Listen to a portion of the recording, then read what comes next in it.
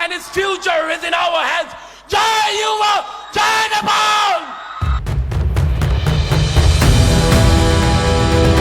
Kilala natin ang Nepal bilang roof of the world.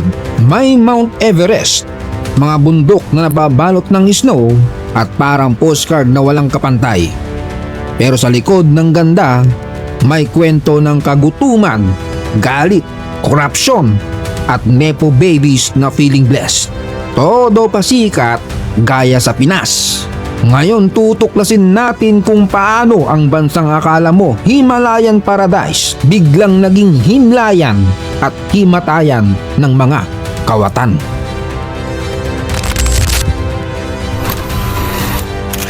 Tito John's TV. Matindi ang mga eksena. Nanginginig ang laman ng mga kabataang matagal nang nagtitimpi. Sobra na, tama na. Durugin na ang mga mapagsamantala. Ayun, ang mga police station, mga buildings, mga kotse, sinabugan at binaliktad na parang toy car ni Bunso. Makakapal na usok sa ere, black clouds na parang dragon sa anime. Ang ending yung prime minister at presidente na ghosting bigla. Tumakas sabay resign.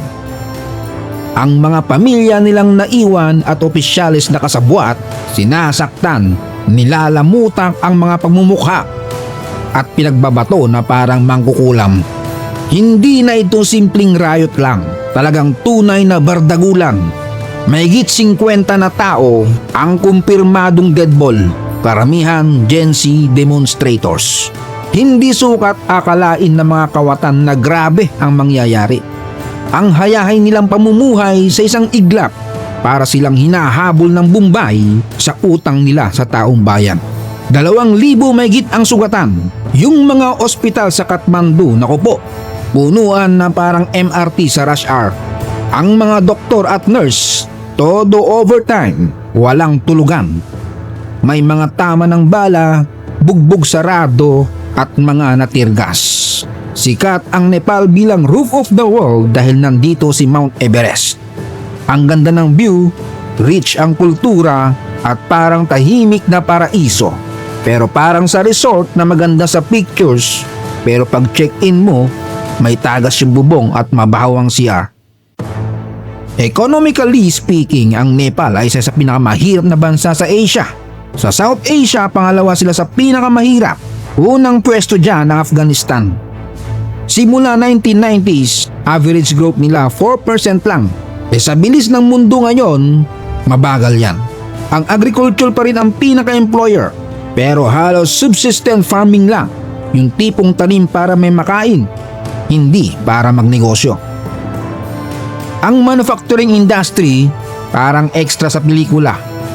Sa export nila, simple agricultural goods at raw materials, walang masyadong value-added products. Yung tourism sana malakas kasi sobrang ganda nga naman ng bansa. Pero dahil kulang sa investment, bagsak pa rin. Yung infrastructure, malala. Para ring kalsada sa mga barangay sa Pinas, napalpak at hindi matapos-tapos. Ang tunay na hero ng ekonomiya ng Nepal ay hindi galing sa loob ng bansa nila, kundi galing sa labas. Ang mga Nepalese OFWs. 8% ng population nagtatrabaho abroad gaya sa mga bansang Qatar, UAE, Saudi, Kuwait, Malaysia, South Korea at syempre Europe. O yung mga bansang kung nandun ang mga Pinoy, halos nandun din sila. Yung pera nilang pinapadala, grabe, 33% ng GDP ng Nepal. Matindi pa sila sa atin na nasa 9 to 10%. Ibig sabihin, 1/3 ng buong ekonomiya nila nakadepende sa pawis ng mga nagtatrabaho abroad. Pero syempre may downside. Nawawala ang productive youth sa bansa. Tapos dependent sila sa global conditions. Araw-araw 2,000 kabataan ang umaalis ng bansa para magtrabaho abroad. Kahit mga college graduate, mas gusto pang maging laborer sa ibang bansa kaysa magtagal sa Nepal na walang trabaho. Mantakin mo, graduate sila ng engineering pero sa abroad tagalinis sa mall. Pero mas okay pa yun sa kanila kaysa tambay sa Kathmandu. Alam nyo kung bakit? Simple lang. Ang sahod sa Nepal sobrang baba pakibabalot. Ang cost of living panay taas presyo. Kaya ang tanging social mobility plan ng pamilya, magpadala ng isang anak sa abroad. Imagine mo sa mga baryo ng Nepal, nagsusulputan ng malaking bahay na parang mansyon pero wala masyadong nakatira. Kasi yung mga kabataan nasa abroad. Ang naiwan, lolo, lola, saka yung mga plantito at plantita na pa-chill-chill lang kasi may padala naman galing Middle East o Malaysia. Ang resulta, wala nang gustong magsaka. Yung lupa na iwang bakante, ang ending bagsak ang food production, tapos import na lang sila ng pagkain. Kaso, mas mahal pa. So umiikot lang ang cycle, walang growth sa domestic economy. Kaya yung next generation, alis din, lipat abroad. Parang minamana na ang pagiging OFW. Dagdag pa dito, geographically, landlocked ang Nepal. Ibig sabihin wala silang sariling port. Napalibutan sila ng India at China. Ang nearest port, Kolkata, India pa. Libu-libong kilometro ang layo, kaya kahit normal days, import cost nila mas mahal kaysa sa ibang bansa. Ang mga kalsada nila masikip at prone sa landslide. Fossil fuel at manufactured goods, import lahat. Ang tanging malakas na export nila, tao. Labor export talaga. Para silang delivery service ng manpower sa buong mundo. Bumaba nga ang poverty sa papel, pero maraming tao yung tipong isang krisis lang, balik mahirap ulit. Sa rural areas, kulang ang schools, kulang ang health facilities, tapos kalsada, parang obstacle course. Sa urban areas naman, mataas ang disguised unemployment. Ang daming nagwo-work informally, pero sobrang baba ng kita. At ngayon, lumalabas na ang inequality. Yung mga upper middle class, hayahay sa malls, dekotse at panay travel abroad, samantalang karamihan ng tao, kandahira para lang may makain. Matagal din naging matiisin ang mga Nepali. Sabi nila at least wala ng civil war. Tiniis nila ang talamak na korupsyon, tiniis ang hirap. Remittances ang naging panapal nila. Parang pansit kanton na pampalipas gutom, pero lahat ng pasensya may hangganan. Ngayon yung bagong henerasyon, edukado, exposed rin sa mundo dahil sa internet. Nakikita nilang walang pagbabago. Palala ng palala ang burakutan sa kanilang gobyerno.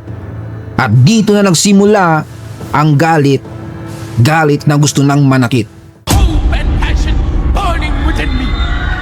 But my heart is heavy because this dream seems to be slipping away.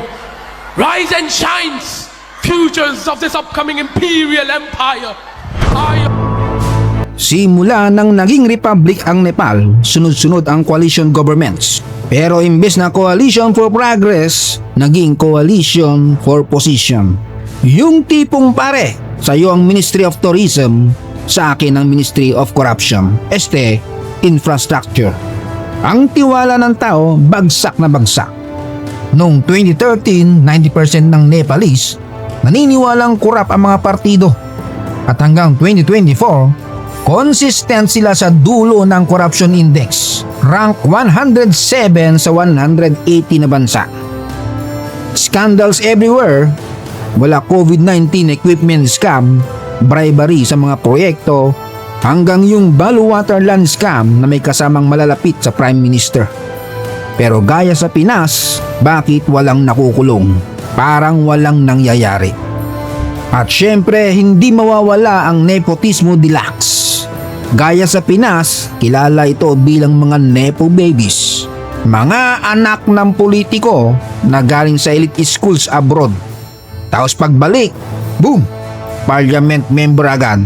Parang instant noodles. Mantakin mo habang yung ordinaryong kabataan sa Nepal nagpipilit maghanap ng trabaho o nagmamigrate. Eto naman mga nepo babies nagtitiktok na may luxury cars, Rolex, branded bags at bakasyon sa Europe ang vibes. Parang sinasampal yung mga naghihirap. Nakaka-insulto na ang tax nila dito lang napupunta at harap-harapang winawaldas. Kaya hindi lang ito simpleng selos, literal, na insulto sa pawis ng masa. Take note pa, nung 2015 earthquake na pumatay ng 9,000 katao, yung gobyerno magulo at mabagal ang response. Kasi yung mga nilagay sa reconstruction agency, hindi expert, kundi kamag-anak at tropa ng politiko. Isang taon pagkatapos ng sako na, libo-libo pa rin nakatira sa tent kasi naipit yung pondo sa korupsyon at away sa politika. Kaya yun, dagdag points sa galit ng mga tao. Sa totoo lang, augat ng lahat ng ito ay yung feudal at paternalistic na kultura. Ang mga partido parang family business. Ang leader tinatawag na Netaji o Great Leader. Tapos lahat ng utos ang questionable. Mas importante ang loyalty kaysa competence.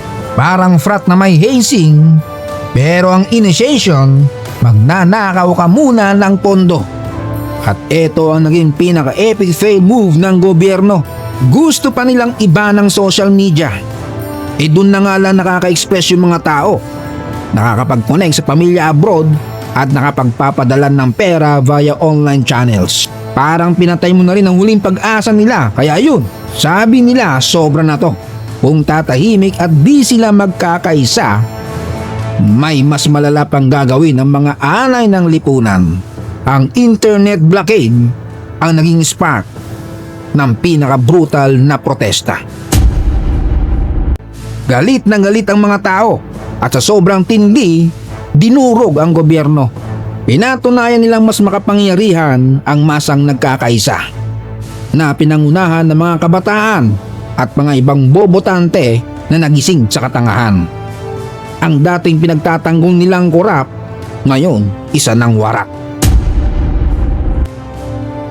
Hahantong din ba sa ganito ang Pilipinas? Yung darating ang araw na hindi mo na rin kayang ipagtanggol ang pinoprotektahan mong politiko dahil bet mo lang siya.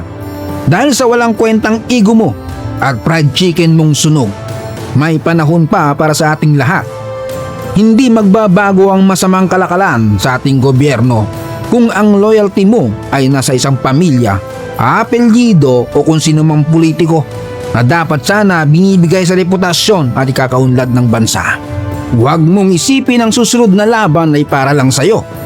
Isipin mo na lang ang iyong mga anak, apo at susunod pang henerasyon. Huwag mong antayin na sila pa ang gagalaw para ipaglabang ka dahil sa mali mong paniniwala. So yun, bago pa magkaiyakan at may matamaan, balik tayo sa Nepal. Kung kayo nandun, sasabay ba kayo sa exodus papuntang abroad o lalaban kayo para baguhin ang sistema? Huwag kalimutang mag-like, mag-comment ng inyong saloobin at syempre mag-subscribe para lagi kayong updated sa pinaka-wild na kwento sa buong mundo. Shout out Iggy's World Videos from Alberta, Canada, Romar Silva from Iloilo City, Alvin Antalan, Clyde ng North Caloocan, John Romerson Maliana, Robert Galapon ng Bacara, Ilocos Norte at kay Alexander Futo. Salamat sa panonood, hanggang sa muli.